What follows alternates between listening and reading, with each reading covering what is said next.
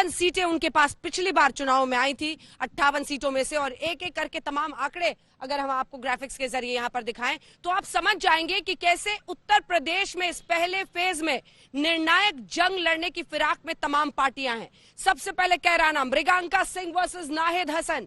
ये जंग इतनी महत्वपूर्ण क्यों है? क्योंकि पिछली बार कैराना, मुजफ्फरनगर, पलायन सब कुछ होते हुए नाहिद हसन जीत गए थे और नाहिद हसन इस बार जेल में उनको जनवरी के महीने में अरेस्ट किया गया, वो जेल से वहीं जंग लड़ रहे हैं। साहिबाबाद सुनील शर्मा वर्सेस अमरपाल शर्मा जो कि गठबंधन की तरफ से है। 9 मंत्री हैं, 9 मंत्री जो इस बार चुनावी मैदान में है भारतीय जनता पार्टी की तरफ से। नोएडा में आप देख रहे हैं रक्षा मंत्री राजनाथ सिंह के बेटे पंकज सिंह और पंकुड़ी पाठक की लड़ाई है। वहीं बेबी रानी मौर्य आगरा देहात की बात है, महेश जाटव से उनकी लड़ाई है। तो कुल मिलाकर ये सबसे बड़ी सीट आप कह सकते हैं श्रीकांत शर्मा के लिए, मथुरा को फिर से हासिल करना, जहां एसपी आरएलडी गठबंधन की तरफ से देवेंद्र अग्रवाल चुनावी मैदान में है। तो एक एक करके हम आपको दिखा रहे हैं कि कहां पर वीआईपी सीट्स आप कह लीजिए या सबसे बड़ी लड़ैया कह लीजिए उत्तर प्रदेश के लिए ये जंग छिड़ी हुई है।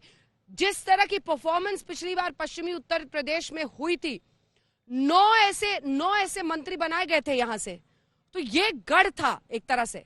लेकिन क्या वो गढ़ रहेगा, इस पर सवाल रहेगा। और मैंने बताया आपको अलग अलग जगहों पर हम गए। मेरठ में आप देखिए, अगर आप मुजफ्फरनगर की ही बात कर लें तो वहां पर संजीव बालियान, राकेश टिकैत किसान आंदोलन के, सबके लिए, और वहां पर अंदर ही अंदर खापों की भी लड़ाई है। देश खाप जो संजीव बालियान साहब का है, तो उनका खाप जो जिसको टिकैत साहब मानते हैं, तो वो एक अलग स्तर की जाति पर मामला पहुंच जाता है। आप जो बात कह रही हैं, मैंने अपने पिछले कमेंट में यही बात कही थी, लेकिन मैं ये बता रहा हूँ, मैं भी इधर घूमा हूँ, अलीगढ़ में घूमा हूँ, नोएडा में घूमा हूँ, वैसे घूमा हूँ, किसी पार्टी की तरफ से नहीं घूमा हूँ, लेकिन मुझे लग रहा है कि किसान नाराज दिख रहा है।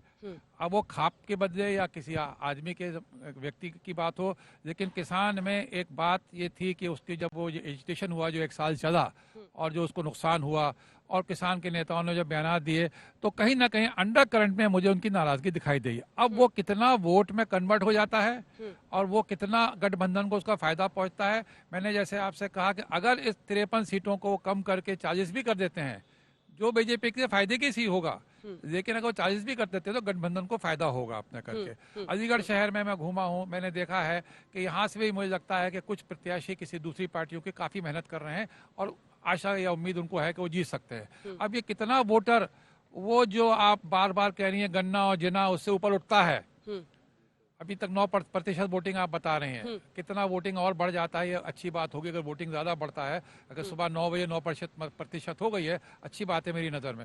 तो मैं बार बार ये देखता हूँ, ये डर ये लगता है कि अगर ये जो गठबंधन की सरकार या सरकार में नहीं, गलत की जो गठबंधन की पार्टियां हैं, वो कितना वो किसान एजिटेशन का फायदा उठाकर, और जिसको आप जाट बैठ कह रही हैं, और वो जातिवाद को लेकर कितना कम्युनिज्म को तोड़ सकते हैं और उससे फायदा उठा सकते हैं। तो बीजेपी को अगर उन्होंने 53 से कम करके 40 पे भी खड़ा कर दिया, जो बीजेपी की फिर भी मेजोरिटी सीटें होंगी पश्चिमी उत्तर प्रदेश से, लेकिन कम कर दिया तो उतना नुकसान पहुंचाने की बीजेपी नेता यही कहते हैं। अगर आप अंदर खाने उनसे बात कीजिए, संजय जी भी हमारे साथ स्टूडियो से मौजूद हैं, वो कहते हैं कि अगर 317 में से गिरेंगे भी तो कितना गिरेंगे, बहुमत पहुंच जाएंगे।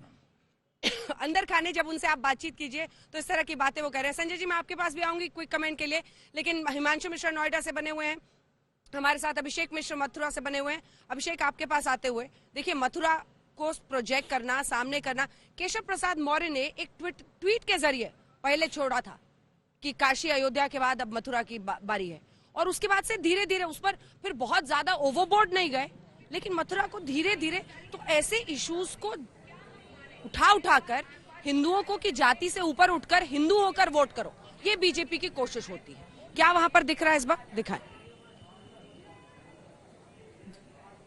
देखिए, बिल्कुल अंजना, आपने बिल्कुल ठीक कहा कि इस बार के चुनाव में मथुरा कहीं ना कहीं पूरी तरीके से ध्रुवीकरण का एक केंद्र नजर आ रहा था, क्योंकि जिस तरीके से शुरुआत हुई केशव प्रसाद मौर्य के ट्वीट से, उन्होंने मथुरा के मंदिर के निर्माण को भव्य स्वरूप देने की बात की, और उसके बाद में एक के बाद एक तमाम नेताओं ने सुर के साथ सुर मिलाए थे।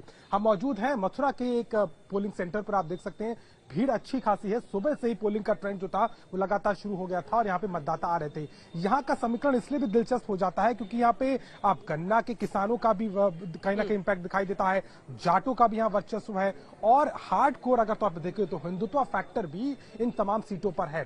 श्रीकांत शर्मा की लड़ाई है सीधे तौर पर देवेंद्र अग्रवाल जो कि समाजवादी पार्टी गठबंधन के कैंडिडेट है, लेकिन प्रदीप माथुर जो कि 4 बार कांग्रेस के विधायक रह चुके हैं वो काफी आश्वस्त हैं क्योंकि उनको लगता है कि जमीन के नेता वो है श्रीकांत बाहरी हैं और बाहरी को इस बार बाहर का रास्ता मथुरा की जनता दिखाएंगी, उनका दावा है। लेकिन इस बात में कोई दो राय नहीं होगी अंजना कि मथुरा के मुद्दे को भुनाकर बीजेपी ने जिस तरीके से तस्वीर दिखाने की कोशिश की है, अयोध्या काशी की बात मथुरा, और यहाँ लोगों से भी जब बातचीत कर रहे थे तो उन्होंने भी इस बात को कहीं ना कहीं माना। एक विकलांग हमको मिले जो कि पूरे तौर पर समर्थन में नजर आ रहे थे कि मंदिर भी बनना चाहिए। और भी वोटर्स उनसे बात करेंगे। भाई साहब क्या नाम है आपका?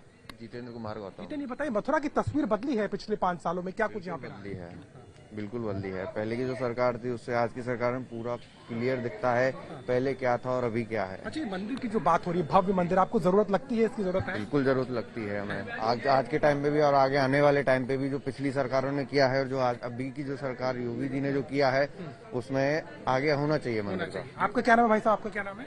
मेरा नाम अजय सिंह है। आपको लग रहा है भव्य मंदिर की जरूरत है मथुरा में? जी, भव्य मंदिर की जरूरत है मथुरा में? जरूरत है लेकिन विभाजन डाल के जरूरत नहीं है।